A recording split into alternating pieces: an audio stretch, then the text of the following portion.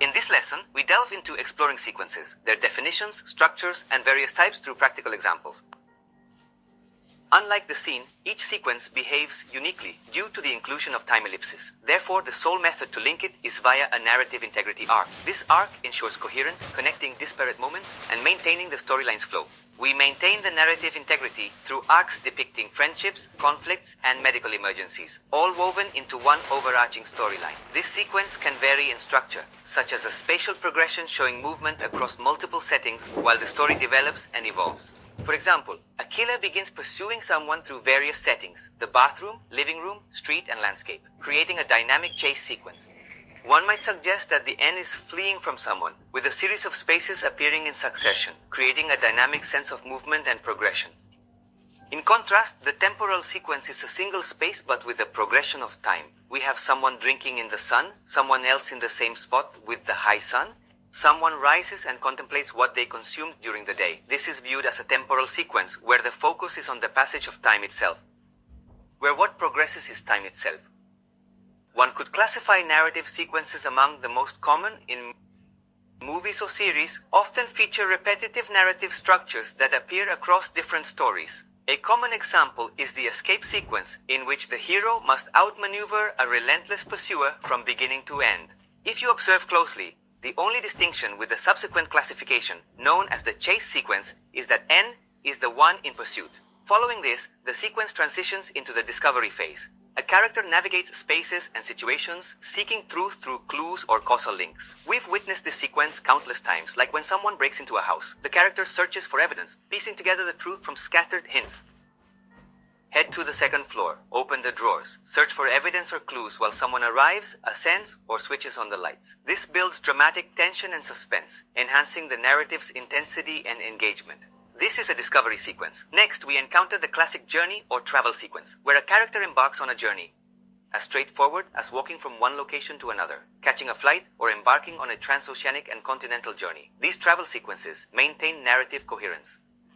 These journey sequences possess remarkable narrative coherence, serving as the primary link between events. Additionally, there are relationship sequences in which a character integrates into an existing system or community. As they progress through this pivotal scene, they encounter numerous characters and form connections with them, giving names to each one along the way. This forms part of an extended continuous shot where the narrative flows seamlessly, yet our focus is on the significant interplay of these developing relationships. Or when an individual is introduced to the roles of each company official, for instance. These relationship sequences are efficient, forming a unified narrative.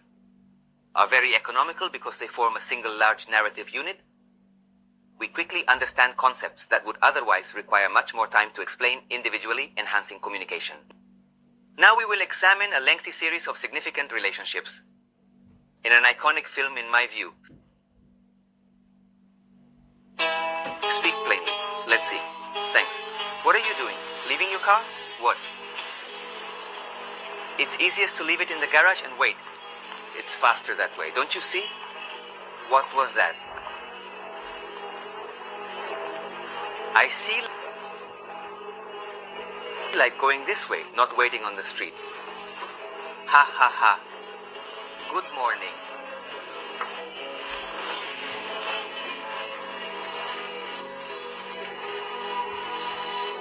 Thank you so much for taking the time to watch the video.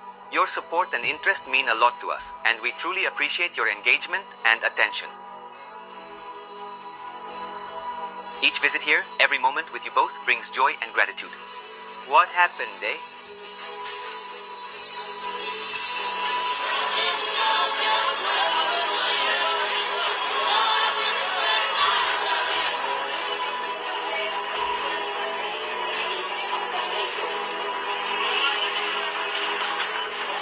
The King of Glory belongs to you indeed, without a doubt.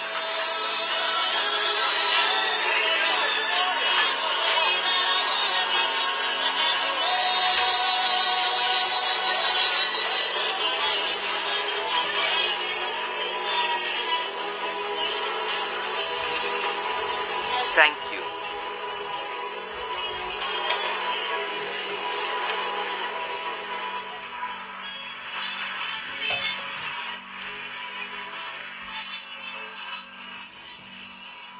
Anthony, right in front. Very well, thank you. If you need anything, let me know. This is so tiny. I know you're waiting. Are you prepared for what's next? Ready?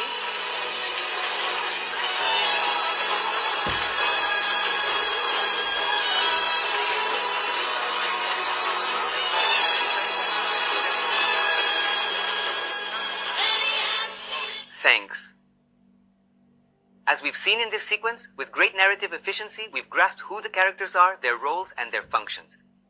Their roles and their functions within the system. Like every narrative unit, the sequence also serves.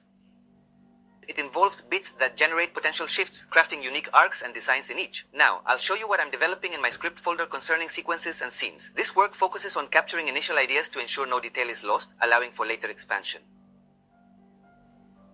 I have a scene I've drafted. It's in its early form, as the key in the script folder is to jot down initial thoughts about the scene to prevent forgetting them. This approach helps in preserving the essence of the moment, allowing for further development later.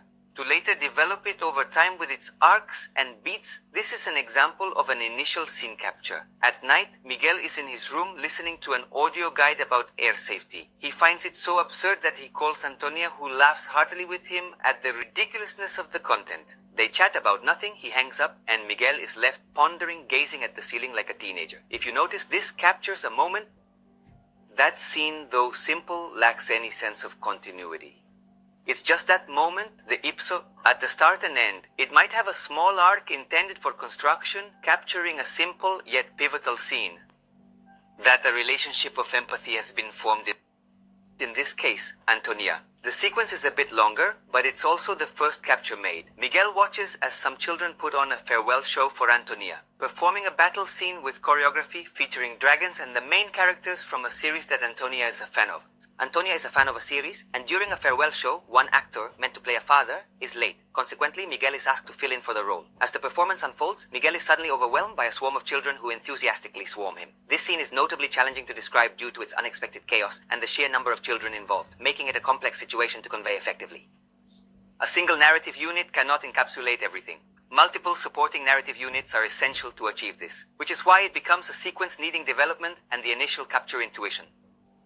That is noted in the script notebook. As we observed earlier, this sequence is key. Narrative units, be they sequences or individual scenes, form the fundamental backbone of our storytelling endeavor. Each piece represents a segment of time, and understanding them collectively provides insight into the story's complete structure.